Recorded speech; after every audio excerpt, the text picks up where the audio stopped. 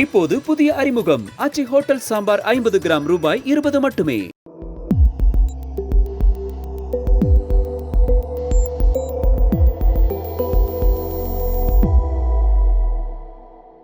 தமிழ் தடம் நேயர்களுக்கு வணக்கம். நம்மோடு உரையாட ஊடகவியலாளர் திரு கேப்ரியல் இணைந்திருக்காங்க. வாங்க பேசலாம். அதற்கு முன்பாக சப்ஸ்கிரைப் பண்ணா வீடியோ பார்த்துட்டு இருந்தீங்க அப்படின்னா சப்ஸ்கிரைப் பண்ணிட்டு பாருங்க.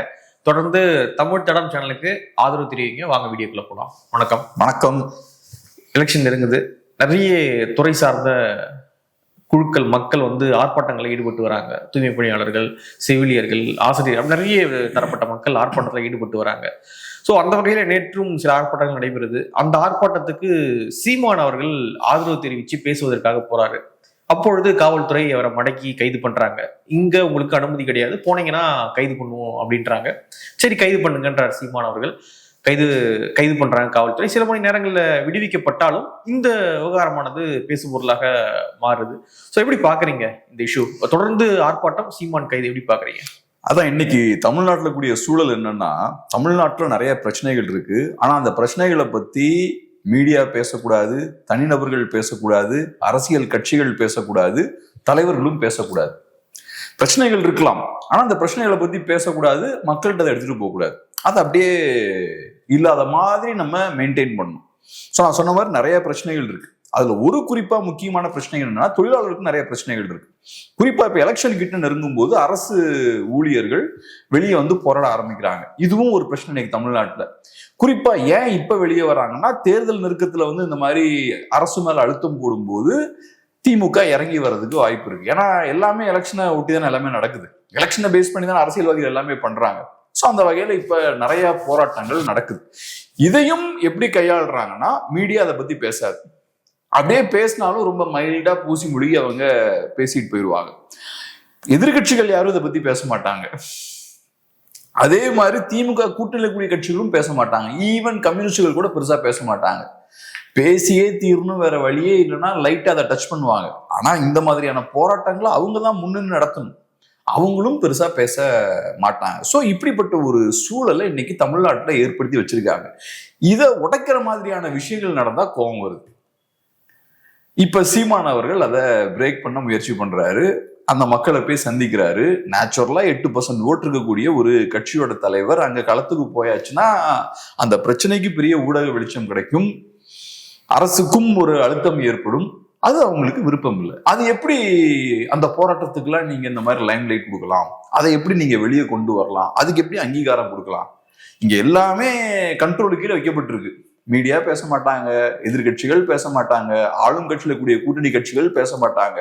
அது உடையும் போது அது ஏதோ ஒரு டிஸ்டர்பன்ஸை கிரியேட் பண்ணுது. இப்ப பாருங்க, பப்ளிக் டிஸ்டர்பன்ஸ் வருமா, ஸோ அந்த இடத்துலலாம் போராடக்கூடாதான், எல்லாம் ரைட், ஓகே, எனக்கு இதெல்லாம் புரிஞ்சுக்க முடியும். இப்ப விஜய்ன்ற ஒரு நடிகர், அவர் திருச்சியில பார்த்தோம்னா ஏர்போர்ட்ல இருந்து ரோட் ஷோ போறாரு. இப்ப மக்கள் நியாயமா பாதிக்கப்பட்டிருக்காங்க. பாதிக்கப்பட்ட மக்கள் போராடுவதற்கு இங்க நிறைய நேரங்கள்ல அனுமதி வழங்கப்படுறது கிடையாது. அதுக்கு ஃப்ரீடம் இல்லைங்க. ஆனா விஜய் மாதிரியான ஒரு நடிகர் அவர் பாட்டுக்கு ரோட் ஷோன்ற பேர்ல பப்ளிக் நியூசன்ஸ் ஏற்படுத்திக்கிட்டு அவர் பாட்டுல ஃப்ரீயா போறாரு. எந்த அளவுக்கு ஃப்ரீயா போறாருன்னா, 41 பேர் அங்க இறக்குற அளவுக்கு இந்த சூழல் மோசமாகுது. விஜய் நம்ம எதிரி வாக்குகளை உடைப்பாரு, போராடுற மக்கள் நம்ம வாக்குலயே உடைச்சிருவாங்கல்ல. ஸோ ரெண்டுத்துக்கு வித்தியாசம் பாக்குறாங்க. ஆனா கரெக்ட், நீங்க பொலிட்டிக்கல் பாயிண்ட் ஆஃப் வியூ திமுக அப்படி மேபி பார்க்கலாம். ஆனா இங்க என்னன்னா, ஒரு மாரல் பாயிண்ட் ஆஃப் வியூ இருக்குல்ல. தொழிலாளர்கள் இன்னைக்கு போராடுறாங்கன்னா அவங்களுக்கு, இப்போ தூய்மை பணியாளர்கள் போராடுறாங்க, இப்போ இவங்க போராடுறாங்கன்னா அவங்களுக்கு பேசிக்கான நிறைய பிரச்சனைகள் இருக்குல்ல. குறைவான சம்பளம் வாங்குறாங்க, அவங்களுக்கு பணி நிரந்தரம் இல்லை, தேவையான பெனிஃபிட்ஸ் எல்லாம் இல்லை, இதெல்லாம் இருக்கு இல்லையா. ஸோ அப்ப அவங்களுக்கு இங்க ஃப்ரீடம் இல்லை. இங்க பார்த்தோம்னா விஜய் மாதிரியான நடிகர் அவர் பாட்டுக்கு ஃப்ரீயா போறாரு. திருச்சியில போய் பப்ளிக் நியூசன்ஸ் கிரியேட் பண்றாரு. அதுக்கப்புறம் எங்க போறாரு, இங்க நாகப்பட்டினம் போறாரு, நாமக்கல் போறாரு. அதுக்கப்புறம் கரூர் போகும்போது இந்த டிசாஸ்டர் ஏற்படுது. ஸோ இவங்களுக்கு எல்லாம் ஃப்ரீடம் இருக்கும். போகலாம், கம்ப்ளீட்டா எல்லா ரோடையும் பிளாக் பண்ணலாம், ஆம்புலன்ஸை பிளாக் பண்ணலாம், ஏர்போர்ட் ப்ராப்பர்ட்டியை டிஸ்ட்ராய் பண்ணலாம், கடைகளை சேதப்படுத்தலாம், வீட்டுக்குறையில ஏறலாம். இவங்களுக்கு எல்லாம் ஃப்ரீடம் இருக்கும். ஆனா நியாயமா போராடுற மக்களுக்கு இங்க சிக்கல்கள் நிறைய கொடுக்கப்படுது. ஸோ இப்போ ஒரு சைடுல பார்த்தோம்னா கால் மார்க்ஸுக்கு சிலை, இன்னொரு சைடு பார்த்தோம்னா தொழிலாளர்களுக்கு சிறை. இந்த மாதிரியான ஒரு கண்டிஷன்ல தமிழ்நாடு இருக்கு. இவ்வளவு கம்யூனிஸ்டுகளுக்கு வந்து சிலை திறந்தா போதும் அந்த அளவுக்கு நின்ட்டாங்க போடுவாங்க. கார்ல் மார்க்ஸ் வந்து ஒரு சிலை இருக்கு, சரி இதுக்கெல்லாம் நம்ம ஏன் இது பண்ணணும் அப்படின்னு கம்முனு சைலண்டா போய் வேற என்ன பண்ண முடியும் அவங்களால? இன்னைக்கு கம்ப்ளீட்டா அவங்க திமுகவை சார்ந்திருக்காங்க. ஆனா இப்போ நடக்கக்கூடிய இஷ்யூ இருக்குல்ல, இந்த இஷ்யூ வந்து கையில் எடுத்து திமுகவுக்கு ஒரு அழுத்தம் போட முடியல. காங்கிரஸ் இப்போ வேற மாதிரியான அழுத்தம் போடுறாங்க திமுகவுக்கு. ஆனா கம்யூனிஸ்டுகளுக்கு இந்த மாதிரியான அழுத்தம் போடுவது கொஞ்சம் ஈஸி இல்ல. இப்போ மக்கள் அவங்களா போராடிட்டு இருக்காங்க, அதுக்கு நம்ம ஆதரவு தெரிவிச்சு சோ அதன் மூலியமாக திமுகவுக்கு ஒரு அழுத்தம் போடலாம்ல. இப்போ வந்து கம்யூனிஸ்டுகள் மக்களை நம்பி இல்லை. நீங்க என்னைக்கு திமுக கிட்ட டொனேஷன் வாங்குறீங்களோ அன்னைக்கே நீங்க மக்களை நம்பி இல்லை. அது ப்ராப்பரா வாங்கப்பட்டது அப்படின்றாங்க. ப்ராப்பரா வாங்குங்க, இம்ப்ராப்பரா வாங்குங்க, அது உங்க பிரச்சனை. ஆனா இப்ப நீங்க மக்களை நம்பி இல்லைன்றதான் என்னோட பாயிண்ட். நான் ஒண்ணு நீங்க இம்ப்ராப்பரா வாங்கிட்டீங்கன்னா நான் எதுவுமே சொல்லல. ஆனா செய்திகள் வந்திருக்கு இல்லையா, வாங்கியிருக்கீங்கன்னு, அதை கொடுத்துட்டாங்கன்றாங்க. அதெல்லாம் எனக்கு தெரியல. ஆனா நீங்க என்னைக்கு மக்களை நம்பாம ஒரு முதலாளித்துவ கட்சியை நம்பி இருக்கீங்களோ அன்னைக்கே நீங்க தொழிலாளர்களுக்கான ஒரு கட்சியா இருக்க முடியாது. உங்களோட மாஸ்டர்ஸ் மாறிட்டாங்க. தொழிலாளர்கள் கம்யூனிஸ்டுகளோட எஜமானர்களா இருக்கிற வரைக்கும் கம்யூனிஸ்ட் கட்சியும் கம்யூனிஸ்டுகளும் தொழிலாளர்களுக்காக வேலை பார்ப்பாங்க. எப்ப முதலாளிகளும் இங்க இருக்கக்கூடிய கரப்ட் பார்ட்டிஸும் கம்யூனிஸ்ட் பார்ட்டியோட எஜமானர்களா மாறுறாங்களோ அப்ப கம்யூனிஸ்டுகளோட செயல்பாடும் மாறும். அதுக்கு ஏற்ற மாதிரி நான் அவங்க கிட்ட இருந்து டொனேஷன் வாங்கிட்டு தொழிலாளர்களுக்காக நிப்பா எப்படி நிக்க முடியுமா? அது சாத்தியமா? அது முடியாது. இப்ப நம்ம ரொம்ப டீசென்டான வார்த்தைகளை யூஸ் பண்ணி இங்க பேசிட்டு இருக்கோம், ரொம்ப கரெக்டா. இத இன்னும் ஓப்பனா பேசினா கரெக்டா இருக்காது. ஸோ அதனால இங்க கம்யூனிஸ்டுகளால காங்கிரஸ் பார்ட்டி போடுற மாதிரிலாம் அழுத்தம் போட முடியாது. காங்கிரஸ் பார்ட்டியுமே பார்த்தோம்னா மக்கள் கூட நின்னெல்லாம் அவங்க திமுக மேல அழுத்தம் போடல. அவங்க இந்த 4.5 வருஷம் அமைதியா தான் இருந்தாங்க. இப்பதான் காங்கிரஸ் பார்ட்டிக்கு திமுக மேல அழுத்தம் போடணுன்ற அந்த எண்ணம் வந்திருக்கு. அதுவும் மக்கள் பிரச்சனையை மையமா வச்சுதான் அவங்க திமுக மேல அழுத்தம் போடல. அவங்களுக்கு சீட்ஸ் வேணும், வேற எதுவும் கிடையாது. எவ்வளவோ பிரச்சனை இருக்கு, அந்த மாதிரி பிரச்சனைகள் எல்லாம் மையப்படுத்தி அவங்க திமுக மேல அழுத்தம் போடல. சோ அவங்களோட சுயநலத்துல இருந்து அவங்க திமுக மேல அழுத்தம் போடுறாங்க. அப்படி அழுத்தம் போடும் போதும் காங்கிரஸ் கிட்ட லெவரேஜ் இருக்கு. காங்கிரஸ் பார்ட்டியோட தேவை இருக்கு இன்னைக்கு திமுகவுக்கு. காங்கிரஸோட அரசியலை தான் திமுக இன்னைக்கு கையில் எடுத்திருக்காங்க. திமுகவுக்கு முன்னாடியே பாஜக எதிர்ப்பு அரசியல் காங்கிரஸ் கையில இருந்ததுதான். திமுக பாஜகவோட கூட்டணி வச்சாங்கல்ல, அப்பயும் பாஜக எதிர்ப்பு அரசியல் தான் காங்கிரஸ் பண்ணிட்டு இருந்தாங்க. சோ இன்னைக்கு காங்கிரஸோட அரசியல் திமுகவுக்கு தேவைப்படுது. அப்ப கூட்டணியிலையும் காங்கிரஸ் இருக்கணும். இந்த அரசியல் காங்கிரஸோட அரசியல் தான் நேஷனல் லெவல்ல. பிஜேபியும் நேஷனல் பார்ட்டி, பிஜேபியை வீழ்த்தினாலும் நேஷனல் லெவல்ல தான் நீங்க வீழ்த்தணும். தமிழ்நாட்டுல ஒன்றும் பிஜேபி த்ரெட்டு கிடையாது, நேஷனல் லெவல்ல தான் நம்ம இப்ப பேசிக்கிட்டு இருக்கோம். சோ நீங்க காங்கிரஸை கழட்டி விட்டாச்சுன்னா மக்கள் உங்களை கழட்டி விட்டுருவாங்க. சோ அதனால நீங்க காங்கிரஸ் கிட்ட இறங்கி போறீங்க. கம்யூனிஸ்டுகளுக்கு என்ன இருக்குது? கம்யூனிஸ்டுகளுக்கு அது தெரியும். அதனால கம்யூனிஸ்டுகள் இப்படியா நெருக்கடிகள்லாம் கொடுத்தாங்கன்னா போயிட்டு வாங்க அப்படின்னு அனுப்பிச்சு வச்சிருவாங்க. அதான் சொல்ல வரீங்க, முடிச்சு வச்சிருவாங்க. காங்கிரஸ் 3% ஓட்டு இருக்கக்கூடிய ஒரு கட்சிங்க. இப்ப பாருங்க, முதல்வர் அவர்கள் பேசியிருக்காரு. பேசும்போது அவர் என்ன சொல்றாருன்னா, 2 கூட்டணிகளுக்குள் நடக்கும் தேர்தல் அல்ல, வெல்லப்போவது தமிழக அணியா டில்லி அணியா என்பதை முடிவு செய்ய போகிற தேர்தல் அப்படின்ற மாதிரி சொல்லியிருக்காரு. சோ இது தமிழக அணினா திமுக அணி, டெல்லி அணினா பாஜக அதிமுக அணி அப்படின்ற மாதிரி சொல்றாரு. சோ இவங்க ரொம்ப அழகா பிராண்ட் பண்றாங்க. அதிமுக ரொம்ப வீக்கா இருக்குங்க, பாஜகவுக்கு அடிமையா இருக்காங்க, அப்படி இப்படின்னு பிராண்ட் பண்ணிட்டு இருக்காங்க. பாஜக மத்தியில பவர்ல இருக்காங்க, அசுர பலத்தோட இருக்காங்க. இருந்ததுக்கு அப்புறமும் ஓரளவுக்கு அதிமுக மேனேஜ் பண்றாங்க. இங்க காங்கிரஸ் பார்ட்டி பவர்லயே இல்லை. காங்கிரஸ் பார்ட்டி பவர்ல இல்லை. தமிழ்நாட்டுல 3% 4% ஓட்டு தான் இருக்கும். இவ்வளவு வீக்கான ஒரு பார்ட்டியா இருக்கக்கூடிய காங்கிரஸ் பார்ட்டி, நேஷனல் பார்ட்டி திமுக ஆட்டி படைச்சிட்டு இருக்காங்க. காங்கிரஸ் பார்ட்டி கிட்ட அதிகாரம் இருந்தா என்ன நடக்கும்?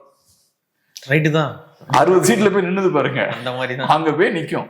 அப்ப உண்மையாவே யார் இங்க பலவீனமா இருக்கா, யார் இங்க தேசிய கட்சி கிட்ட போய் கை கட்டி வீக்கா இருக்காங்க, கை கட்டி நிக்கிறாங்க நீங்க சொன்ன மாதிரி. சோ இவங்க நல்லா ப்ரொஜெக்ட் பண்றது பார்த்தோம்னா அதிமுக ரொம்ப வீக்கா இருக்கு, பாஜக கிட்ட சரண்டர் ஆயிட்டாங்க, பாஜக அடிமை ஆயிட்டாங்க. இங்க நடந்துட்டு இருக்கிறது என்ன?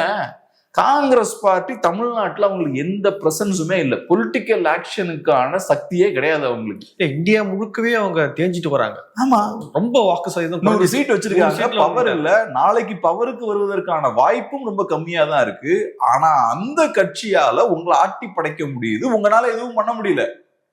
நீங்க உட்கார்ந்து இங்க இருந்து டெல்லிக்கு போறீங்க.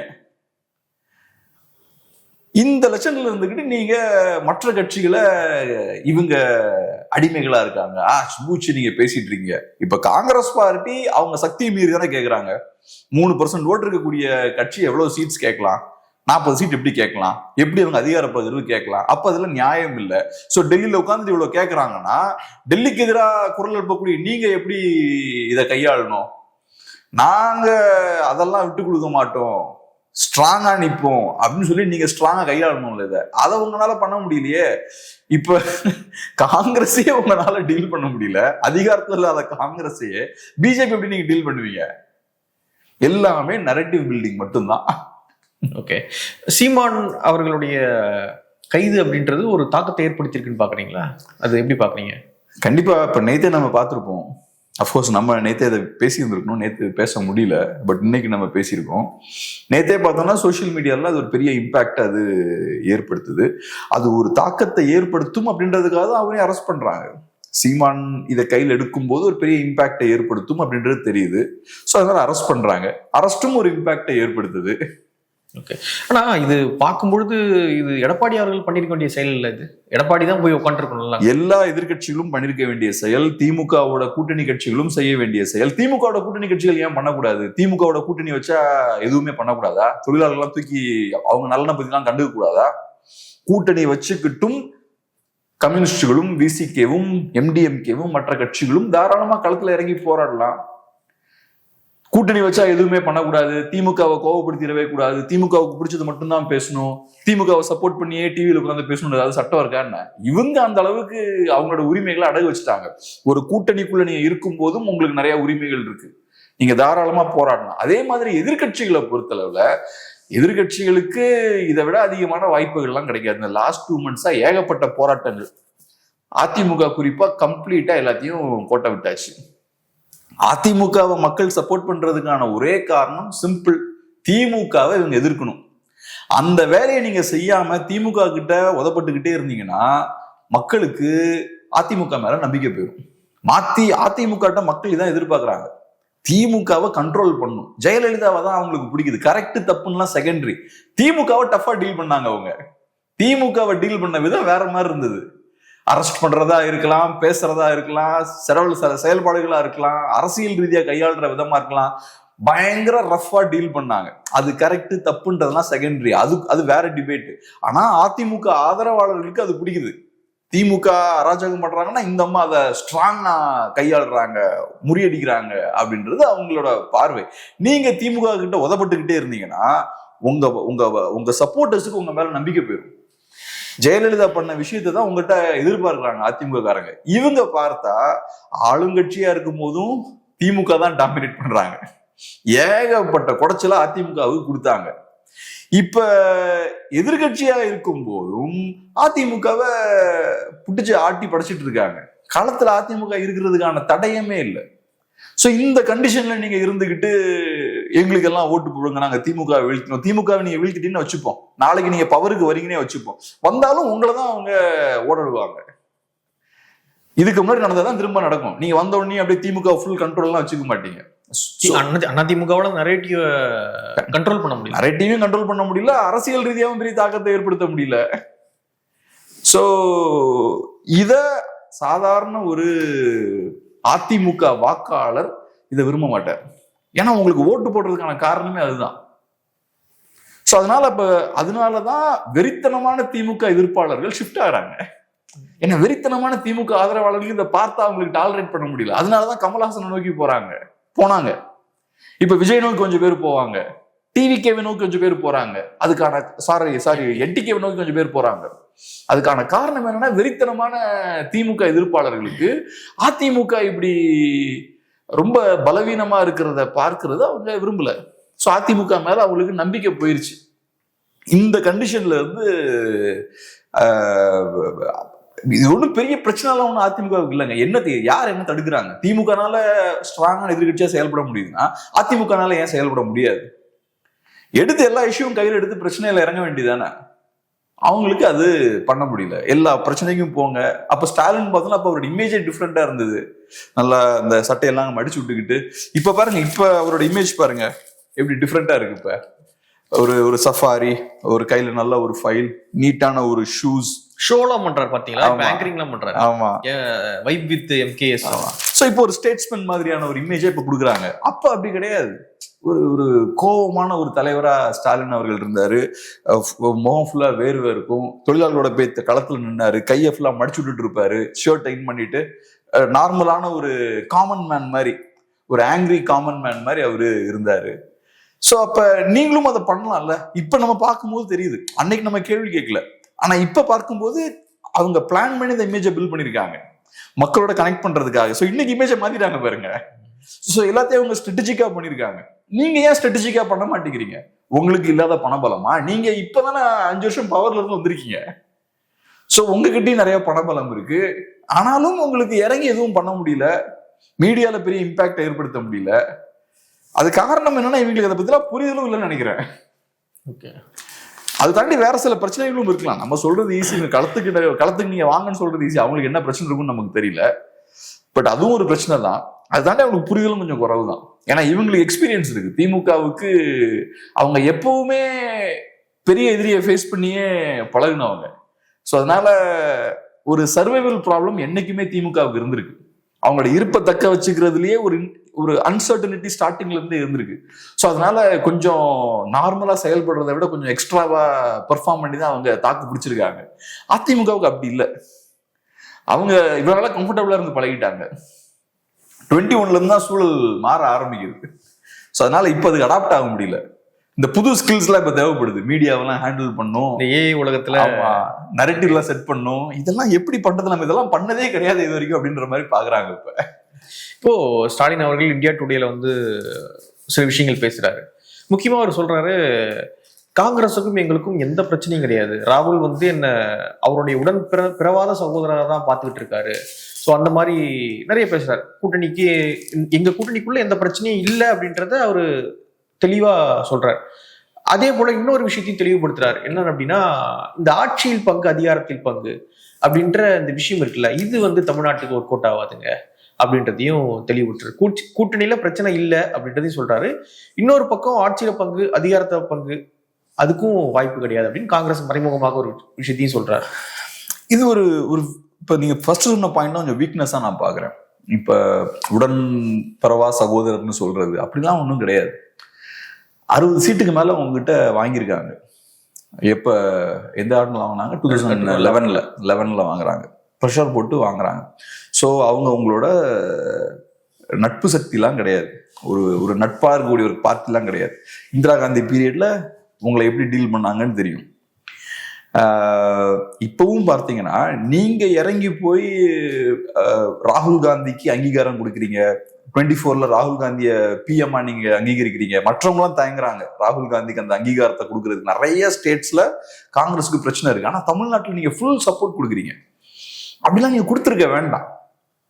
இப்ப காங்கிரஸ் பார்ட்டி இவங்க எப்படி டீல் பண்றாங்க? எங்கயாவது அவங்க உடன்பெறா சகோதரர் மாதிரி டீல் பண்ணிருக்காங்களா? அவங்க காரியமா இருக்காங்க. அவங்களுக்கு தேவை வரும்போது திமுக கரெக்டா யூஸ் பண்றாங்க. மற்ற நேரங்கள்ல டஃப்பா அவங்க டீல் பண்றாங்க. தேவையில்லாம எதையும் அவங்க விட்டு கொடுக்கல. இது பியூர் பிசினஸ் அவங்க பண்றது. தேவையில்லாம எதுவும் விட்டு கொடுக்கல. வாய்ப்பு கிடைக்கும் போது ஃபுல் பவரை யூஸ் பண்ணி, அவங்க கையில ஒரு லெவரேஜ் இருக்குன்னா, ஒரு ஆயுதம் இருக்குன்னா ஃபுல் பவரை யூஸ் பண்ணி நெருக்கி வாங்கிடுறாங்க. 2011 ஒரு எக்ஸாம்பிள். இப்பவும் பாத்தீங்கன்னா அவங்க கிட்ட இருக்கக்கூடிய லிமிடெட் ரிசோர்ஸை யூஸ் பண்ணி, பெரிய அதிகாரம்லாம் இல்லை, ஆனா அவங்க கிட்ட இருக்கக்கூடிய அந்த லெவரேஜை எஃபெக்டிவா அவங்க யூஸ் பண்றாங்க. நீங்க ஏன் அதை யூஸ் பண்ண மாட்டேங்கிறீங்க? இது ஒரு வகையான இன்ஃபீரியாரிட்டி காம்ப்ளெக்ஸ் நான் பாக்குறேன். நம்மளுமே இந்த விஷயத்த பண்ணுவோம். நம்ம பிசினஸ் மேன்லாம் அங்க போய் பேசும்போது அவங்க இங்கிலீஷ்ல பேசுவாங்க. இதெல்லாம் பண்ணும்போது நம்ம ஆளுங்க கொடுக்க வேண்டியதை தாண்டி நிறைய இழந்துடுறாங்க. இங்கேயும் நீங்க இவ்வளவு இழக்க வேண்டிய அவசியமே இல்லை. அவங்களுக்கு ஏன் அந்த அங்கீகாரம்லாம் கொடுக்குறீங்க? உங்களை அவங்க டீல் பண்ற விதம் வேற மாதிரி இருக்கு. நீங்க அவங்களை டீல் பண்ற விதம் வேற மாதிரி இருக்கு. நீங்க அவ்வளவு ஹெல்ப் பண்ணிருக்கீங்க 24லலாம்.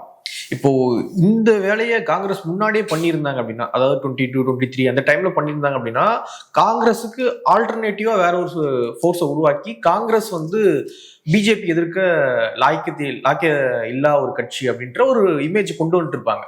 ஆனா கரெக்டா காங்கிரஸ் வந்து 26 ஸ்டார்டிங்ல செக் வைக்கிறாங்க. நீங்க இனிமே வந்து அதை பில்ட் பண்ண முடியாது அப்படின்னு ஒரு சூழல் ஏற்படும் பொழுது, எலெக்ஷன் நெருங்கும் பொழுது காங்கிரஸ் செக் வைக்கிறாங்க, நாங்க வெளியேறிடுவோம், நீங்க ஆட்சியில பங்கு அதிகாரத்துல பங்கு கொடுங்க அப்படின்னு சொல்லிட்டு. சோ திமுக விட இந்த விஷயங்கள்ல வந்து இந்த கூட்டணி தொகுதி பங்கீடு இந்த விஷயத்துல காங்கிரஸ் ரொம்ப மைனூட்டா ஒர்க் பண்றாங்க. காங்கிரஸுக்கு பவர் பத்தின புரிதல் உண்டுங்க. இப்ப காங்கிரஸை ஈஸியா ரிப்ளேஸ் பண்ணிடவும் முடியாது. இப்ப 10 வருஷம் கிடைச்சாலும் திமுகனால காங்கிரஸ் ரிப்ளேஸ் பண்ண முடியாது. காங்கிரஸுக்குன்னு ஒரு பேஸ் இருக்கு. இப்ப கம்யூனிஸ்டுகள் எடுத்துக்கிட்டீங்கன்னா பிஎம்கே மாதிரி விசிகே மாதிரி சில பாக்கெட்ஸ்ல ஸ்ட்ராங்கா இருக்க மாட்டாங்க. ஆனா ஜென்ரலா எல்லா தொகுதியிலும் கம்யூனிஸ்டுகளுக்கு கொஞ்சம் ஒரு சின்ன ஒரு பேஸ் இருக்கும். எல்லா ஊர்லயும் கொஞ்சம் பேர் இருப்பாங்க. என்டிகேவுக்கு பாத்தீங்கன்னா எல்லா ஊர்லயும் கொஞ்சம் பேர் இருப்பாங்க. சில ஊர்ல கொஞ்சம் ஸ்ட்ராங்கா இருப்பாங்க, கொஞ்சம் வீக்கா இருப்பாங்க. பட் ஜென்ரலா எல்லா ஊர்லயும் இருப்பாங்க. அதே மாதிரிதான் காங்கிரஸ் பார்ட்டியும். எல்லா ஊர்லயும் காங்கிரஸ் பார்ட்டிக்குன்னு கொஞ்சம் ஓட்ஸ் இருக்கும். ரெண்டாவது, தமிழ்நாட்டுல மைனாரிட்டி ஓட்ஸ் எவ்வளவு? 10-15% இருக்குமா? 10-15% இருக்கும். அரௌண்ட் 15% வச்சுக்கலாம். 10க்கு மேல கண்டிப்பா இருக்கும். காங்கிரஸ் பார்ட்டியோட ஓட் பர்சன்ட் வந்து 3 to 4% தான். அப்ப காங்கிரஸ் பார்ட்டி வழியா வரக்கூடிய ஓட் ஷேர் கம்மியா இருந்தாலும் அதை தாண்டி அதிகமான மைனாரிட்டி ஓட்ஸ் வெளியே இருக்கு. அந்த ஓட்ஸ் உள்ள வர்றதுக்கு காங்கிரஸ் வேணும். சோ அதனால காங்கிரஸ் ஈஸியா நீங்க லெஃப்ட் ஹேண்ட்ல டீல் பண்ண முடியாது. ஏன்னா காங்கிரஸ் பார்ட்டி வழியா வர ஓட்ஸ் கம்மியா இருந்தாலும் காங்கிரஸ் பார்ட்டி இருந்தாதான் மற்ற ஓட்ஸ் உள்ள வரும். காங்கிரஸ் பார்ட்டி கிட்ட இருக்கக்கூடிய 3-4% ஓட்ஸை தாண்டி இன்னொரு 10% மைனாரிட்டி ஓட்ஸ் வெளில இருக்கு. அதை நீங்க உள்ள கொண்டு வரணும்னா காங்கிரஸ் பார்ட்டி ஒரு கேட்டலிஸ்ட் ஃபோர்ஸா இருக்கணும். சோ அதனால நீங்க காங்கிரஸ் பார்ட்டியை அடிச்சோம் பிடிச்சோம்லாம் தூக்கி போட்டுற முடியாது. நான் ஏற்கனவே சொன்ன மாதிரி பாஜக எதிர்ப்புன்றது திமுக அரசியல் கிடையாது, அது காங்கிரஸ் பார்ட்டியோட அரசியல். அது நீங்க இப்ப அதை கடன் வாங்கிருக்கீங்க, நீங்க அதுக்கான ஓனர் கிடையாது. சோ அதனால அது திமுகவுக்கும் தெரியும். காங்கிரஸ் பார்ட்டி இல்லைன்னா அந்த அரசியல் செல்லுபடி ஆகாது. அது ஒரு நேஷனல் பாலிடிக்ஸ். அது தமிழ்நாடு ரீஜனல் பாலிடிக்ஸ் கிடையாது. பாசிச எதிர்ப்பு, பாஜக எதிர்ப்புலாம். சோ அதனால அதுக்கு காங்கிரஸ் தேவை. இந்த எலெக்ஷன்ல காங்கிரஸுக்கு தெரியுது அந்த லெவரேஜ் நமக்கு இருக்கு, முடிஞ்ச அளவு குடைச்சல கொடுப்போம்னு கொடுக்குறாங்க. இப்ப காங்கிரஸுக்கு எதிராக திமுக கூட்டணியில் கூடிய கட்சிகள் எல்லாம் பேசிட்டு இருக்காங்கல்ல, தலைவர்கள் பேசுறாங்க. சில தலைவர்கள் லைட்டா காங்கிரஸ் சீன்ற மாதிரி பேசுறாங்க. அவங்க எல்லாம் ஒண்ணு புரிஞ்சுக்கணும், நாளைக்கு இவ்வளவு தூரத்துக்கு அவங்க திமுகவை சப்போர்ட் பண்ணி இன்னைக்கு பேசுறாங்கல்ல, நாளைக்கு என்ன நடக்கும்னு சொல்ல முடியாது. நாளைக்கு பாட்டுக்கு திமுக பிஜேபியோட போய் சேர்ந்தாங்கன்னா இவங்களுக்கு எல்லாம் போறதுக்கு எங்கேயும் இடம் இருக்காது. ஏன்னா ஏற்கனவே நீங்க அதிமுகவை காலி பண்ணியாச்சு. அதிமுகவோட இப்ப இந்த கட்சிகள் யாரும் கூட்டணி வைக்கிறது இல்லை. அதிமுகவை காலி பண்ணியாச்சு. ஏன்னா பாஜக அங்க இருக்காங்க, நாங்க போக மாட்டோம். அடுத்தது திமுக கூட போய் பாஜக சேர்ந்தாங்கன்னா உங்களுக்கு போறதுக்கு எந்த இடமும் இருக்காது. ஏன்னா அப்ப அதிமுகவும் இருக்காது. நீங்க தான் பலவீனப்படுத்திருக்கீங்க அதிமுகவை. சோ அதனால இன்னைக்கு ஃபுல் ஃபோர்ஸ்ல நீங்க திமுகவை சப்போர்ட் பண்றதெல்லாம் ரைட்டு தான். ஆனா நீங்க நினைக்கிற மாதிரிதான் எல்லாம் நடக்கும்லாம் கிடையாது. தேவைக்கு ஏற்ற மாதிரி அவங்க எல்லாமே பண்ணுவாங்க. எல்லா கட்சிகளும் அப்படிதான், இது இவங்க மட்டும் கிடையாது. இதுக்கு முன்னாடி கூட்டணி வச்சிருக்காங்கல்ல, திமுகவும் காம்ப்ரமைஸ் பண்ணி பாஜகவும் காம்ப்ரமைஸ் பண்ணி தான் வச்சாங்க. சோ அப்ப ரெண்டு பேருமே காம்ப்ரமைஸுக்கு ரெடியா தான் இருந்திருக்காங்க இதுக்கு முன்னாடியே. எப்ப பெருசா அதிகாரத்துல ருசிக்கிறதுக்கு முன்னாடியே பாஜக காம்ப்ரமைஸ் ஆகுறாங்க அங்க. அதனால ஃபியூச்சர்லயும் ரெண்டு பேரும் பண்றதுக்கெல்லாம் வாய்ப்பு இருக்கு. ஸோ அதனால இன்னைக்கு இவங்க பயங்கர பேச்செல்லாம் பேசி திமுக டிஃபெண்ட் பண்ணிட்டு இருக்கிறதெல்லாம் அப்படியே பேக் ஃபயர் ஆகிறதுக்கு வாய்ப்பு இருக்கு. ஓகே, இப்போ ஸ்டாலின் அவர்களே வெளிப்படையா சொல்லிட்டார், திமுகவுடைய 2ஆம் கட்ட தலைவர்கள் 3ஆம் கட்ட தலைவர் அப்படிலாம் கிடையாது. ஸ்டாலின் ஸ்ட்ரைட்டா சொல்லிட்டார், ஆட்சியில் பங்கு அதிகாரத்தில் பங்கு வாய்ப்பே கிடையாது தமிழ்நாட்டில் அப்படின்னு சொல்லிட்டார். ஸோ இனிமே காங்கிரஸுக்கு வேற வழியே கிடையாது, அந்த ஆப்ஷனை அவங்க கைவிட்டு தான் ஆகணும். இப்போ தொகுதி வேணா ஒரு 2-3 தொகுதியை எக்ஸ்ட்ரா கேட்கலாம், மற்றபடி ஆட்சியில பங்கு அதிகாரத்துல பங்கு அப்படின்னு டிமாண்ட் பண்ணி வைக்க முடியாது. ஆனா ஓப்பனா மேடையிலே பேசிட்டாரு அவர். சோ எப்படி பாக்குறீங்க இது?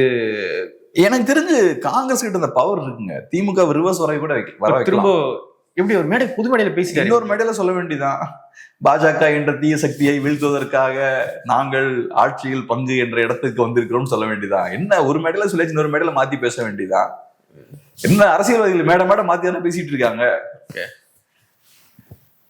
ஒரு மேடையில எங்க ஃபேமிலில இருந்து யாருமே பொலிட்டிக்ஸ்க்கு வரமாட்டாங்கன்னு சொல்ல வேண்டியதுதான். இன்னொரு மேடையில உங்க வாரிசுகளையே அதிகாரத்துல உட்கார வைக்க வேண்டியதுதான். யாரு கேட்க போறா? உதயநிதி பார்க்கும்போது பெரியாரை பாக்குற மாதிரி இருக்கு அப்படின்னு யாரு இதெல்லாம் கேட்க போறா? சோ அதனால அதெல்லாம் ஒன்றும் பிரச்சனை இல்லை நினைக்கிறேன். நான் இது நடக்கும்லாம் சொல்ல வரல. பட் எனக்கு என்னமோ காங்கிரஸுக்கு பெருசா இழக்கிறதுக்கு இல்லை, திமுகவுக்கு அப்படி கிடையாது. இந்த எலெக்ஷன்ல காங்கிரஸ் இல்லாம திமுக ஜெயிக்க முடியாது. திமுகவுக்கு ஏற்கனவே ஆன்டி இன்கம்பன்சி இருக்கு, கூட்டணி கட்சிகள்லாம் ஏற்கனவே வீக்கா இருக்காங்க. அதுல மைனாரிட்டி ஓட் சதுருதுன்னா காங்கிரஸ் பார்ட்டி வெளியே வந்தாச்சுன்னா மைனாரிட்டி ஓட் சதுரும். கொஞ்சம் டிவிகே சைடு கொஞ்சம் போறதுக்கு வாய்ப்பு இருக்கு. இந்த மாதிரி விஷயங்கள் நடக்கும், நம்பகத்தன்மை போயிடும். ஆமா, இப்ப திமுக மக்கள் நம்புறாங்கன்னா காங்கிரஸ் இருக்கக்கூடிய அலைன்ஸ்ல அவங்க இருக்காங்க, இந்தியா அலைன்ஸ்ல திமுக இருக்காங்க. அது இல்லைன்னா மக்கள் நம்ப மாட்டாங்க.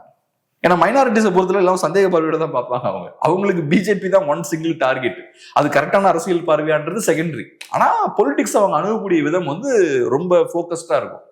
எல்லா நாடுகள்லயும் அப்படிதான் இருக்கும்.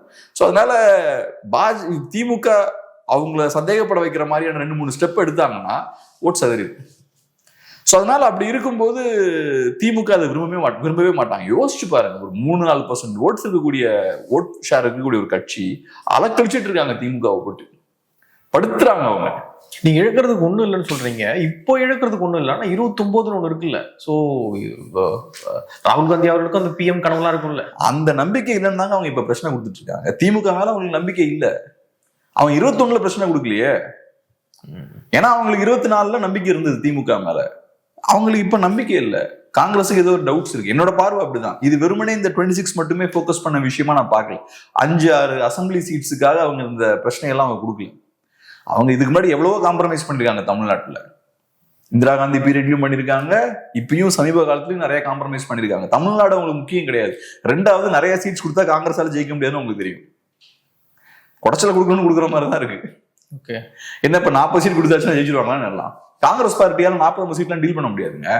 இப்ப 50 சீட் நீங்க வாங்குறது ஒண்ணு, ஆனா அதை டீல் பண்ற சக்தி இருக்கா அவங்களுக்கு? 50 சீட்லயும் கேம்பெயின் பண்ணி 50 சீட்ஸ்லயும் ஓட்டுலாம் வாங்குறதுக்கான கெப்பாசிட்டி உங்களுக்கு இருக்கான்லாம் இருக்குல்ல. நீங்க ஹிஸ்டாரிக்கலாவே இப்ப இந்த ரீசன்ட் ஹிஸ்டரியில ரீசன்ட் டைம்ஸ்ல நீங்க கம்மியான சீட்ஸ் கண்டெஸ்ட் பண்ணியே பழகிட்டீங்க. உங்களோட ஸ்ட்ரக்சரும் அதுக்கேற்ற மாதிரி சுருங்கிருச்சு. 3-4% ஓட்ஸ் இருக்கக்கூடிய ஒரு கட்சியால 40-50 சீட்லாம் கண்டெஸ்ட் பண்ண முடியாது. அவங்க சக்திக்கு மீறி தான் அவங்க கேட்டுட்டு இருக்காங்க. இப்போ விசிகா போன்ற கட்சிகளும் காங்கிரஸை டார்கெட் பண்றாங்க. எங்களுக்கு நீங்க அறிவுரை சொல்ல வேண்டாம், உங்க கட்சியை வளர்க்குற வேலையை பாருங்க அப்படின்னு ரொம்ப கட்டமாவே விசிகா வந்து காங்கிரஸை விமர்சனம் பண்றாங்க. ஸோ கூட்டணி திமுகவுடைய கூட்டணி கட்சிக்குள்ளேயே திமுக காங்கிரஸ் இல்லாம மற்ற பிளவுகளும் ஏற்படுதா? ஆமா, அதான் இப்போ வந்து எலெக்ஷன் ஒரு 6-7 மந்த்ஸ் முன்னாடி பார்க்கும்போது அதிமுக தனித்து விடப்பட்டிருந்தாங்க. பாஜக அலைன்ஸ் இல்ல, பிஎம்கே இல்ல, டிடிவிலாம் சேர்றதுக்கான வாய்ப்பே கிடையாது அப்படின்ற மாதிரி இருந்தது. இப்ப பார்த்தா பாஜக உள்ள வந்துட்டாங்க. அதை கூட ஓரளவுக்கு டீல் பண்ணிட்டாங்க. பாஜக வந்தா அதிமுகவுக்கு டேமேஜ் தான் அப்படி இப்படின்னு. அது உண்மை கிடையாது. பாஜக வந்தா கொஞ்சம் ஓட்ஸ் உள்ள வரும். 2வது பிஎம்கே உள்ள வராங்க.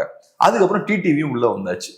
இப்ப ஒரு வேகம் அங்க வர ஆரம்பிக்குது. 2வது அதிமுக கூட்டணியை பொறுத்தளவுல சீட் பிரச்சனைகள் வருவதற்கான வாய்ப்பு கம்மி.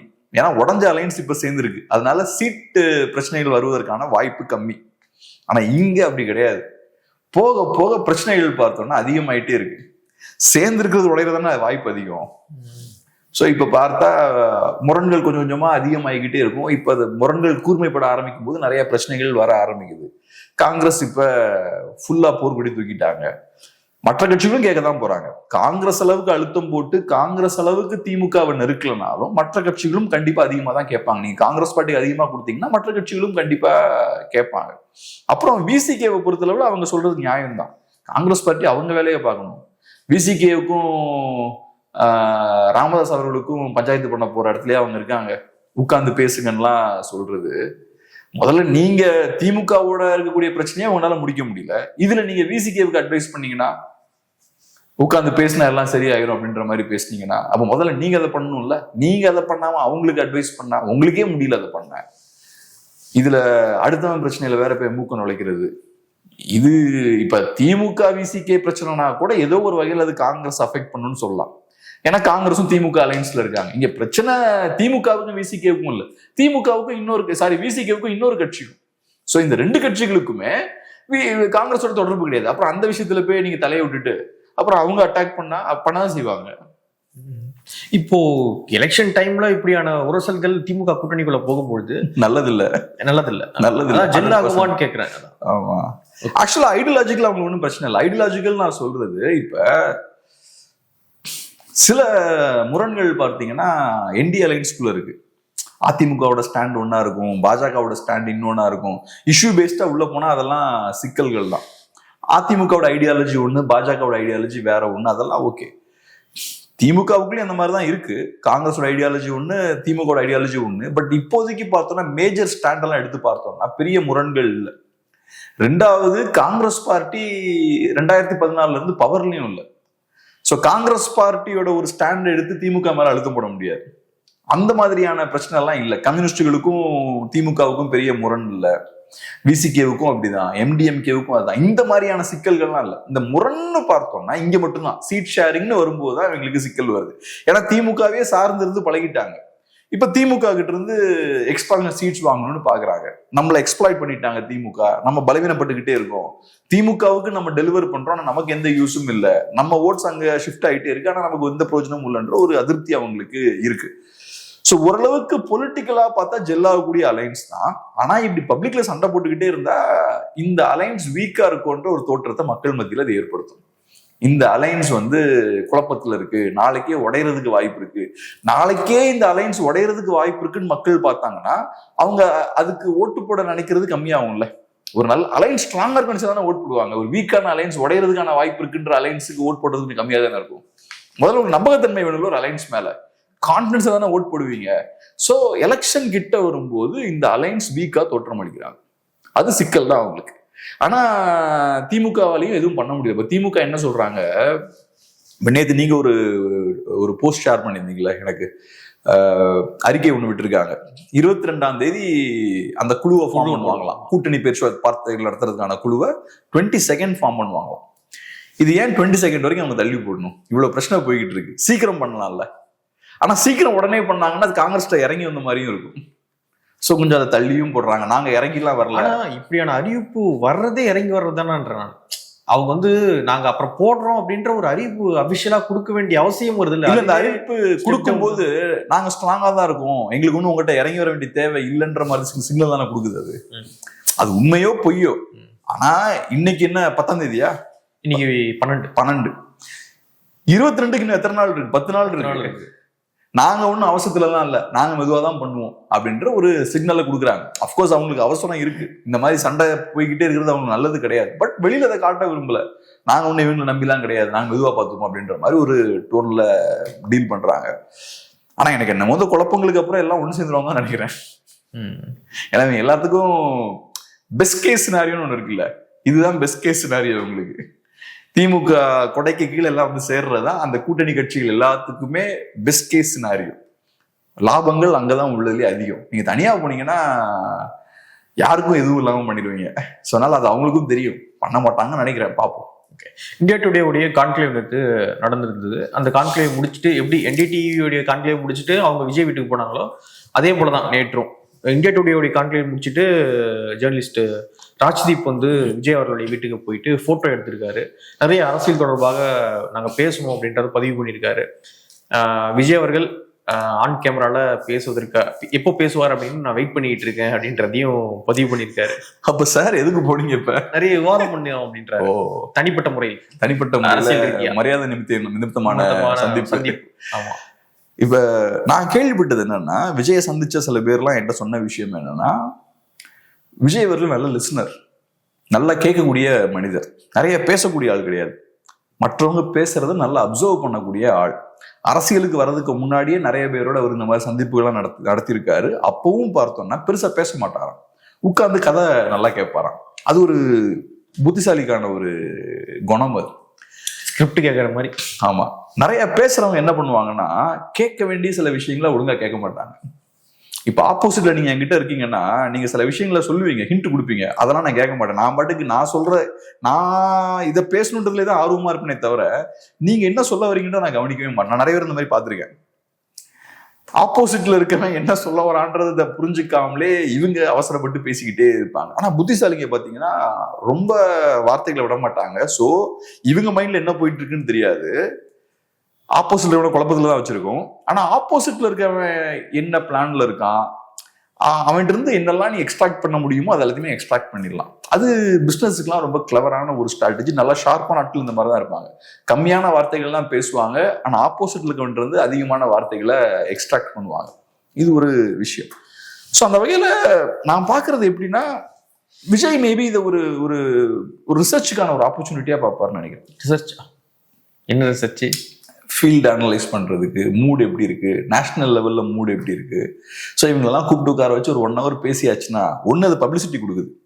அடுத்தது ராஜ்தீப், அப்புறம் ராகுல், இவங்கெல்லாம் வந்து விஜய் எப்படிப்பட்டவர், நல்லவர், வல்லவர், சூப்பரா பேசுறாரு, வெரி ஹம்பிள் கை அப்படி இப்படின்னு அதாவது பேசுவாங்க. அது ஒண்ணு. அது போக அவங்ககிட்ட இருந்து இன்ஃபர்மேஷன் எக்ஸ்ட்ராக்ட் பண்ணலாம்.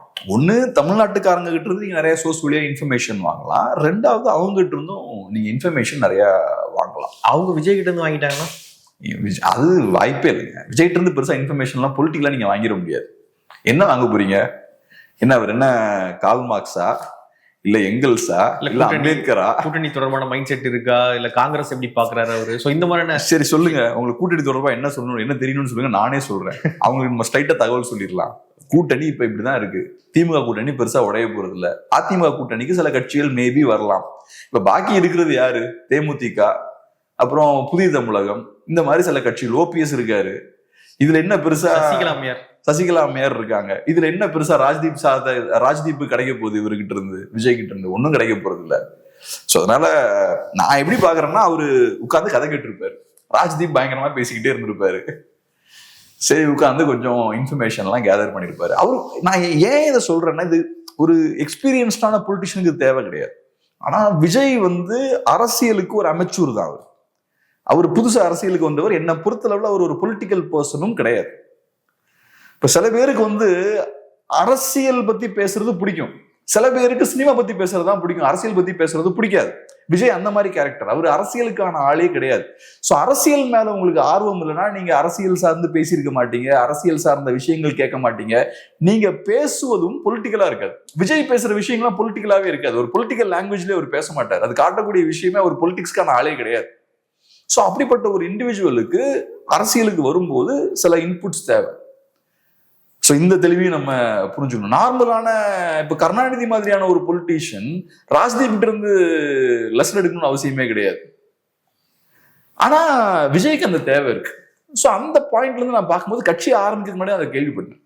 சில பேரை மீட் பண்ணும்போது எதுவும் பேசாம பேசுறவங்கள பேச விட்டு கவனிச்சுக்கிட்டே இருப்பார். நல்ல ஸ்ட்ராங்கான ஒரு லிசனர், ஷார்ப்பான லிசனர்ன்றத நான் கேள்விப்பட்டேன். ஸோ அந்த வகையில அதோட ஒரு கன்டினியூஷனா பாக்குறேன். அவ்வளவுதான். நிறைய பேர் சந்திச்சிருப்பாரு இதே மாதிரி. இப்ப ராகுல், அப்புறம் இவர் ராஜ்தீப், இவங்கெல்லாம் சந்திக்கும் போது அது பெரிய ஒரு நியூஸா மாறுது. அவ்வளவுதான், வேற ஒன்றும் கிடையாது. அப்புறம் ஜென்ரல் அது ஒரு பப்ளிசிட்டியும் கூட தான். இதுக்கு ஒரு பர்பஸ் இருக்குன்னு தான் நான் பாக்குறேன். ஏன்னா விஜய் வந்து நான் சொன்ன மாதிரி ஷார்ப்பான ஆள், பெரிய பெரிய சக்சஸ்ஃபுல்லான பிசினஸ் மேனா இருக்கலாம், ஹை அச்சீவர்ஸா இருக்கலாம். தேவையில்லாத விஷயங்களை பண்ண மாட்டாங்க. டைமை வேஸ்ட் பண்ற விஷயங்கள், தேவையில்லாம லாபம் தராத விஷயங்களும் ரொம்ப என்டர்டெயின் பண்ண மாட்டாங்க. ஸோ இந்த விஷயங்களை விஜய் பண்றாருன்னா அவருக்கு லாபம் இருக்குது, ஏதோ தேவை இருக்கு, அதான் பண்றாரு. பார்க்கலாம். நிறைய விஷயங்கள் நம்மோடு பகிர்ந்துக்கிட்டீங்க. நன்றி.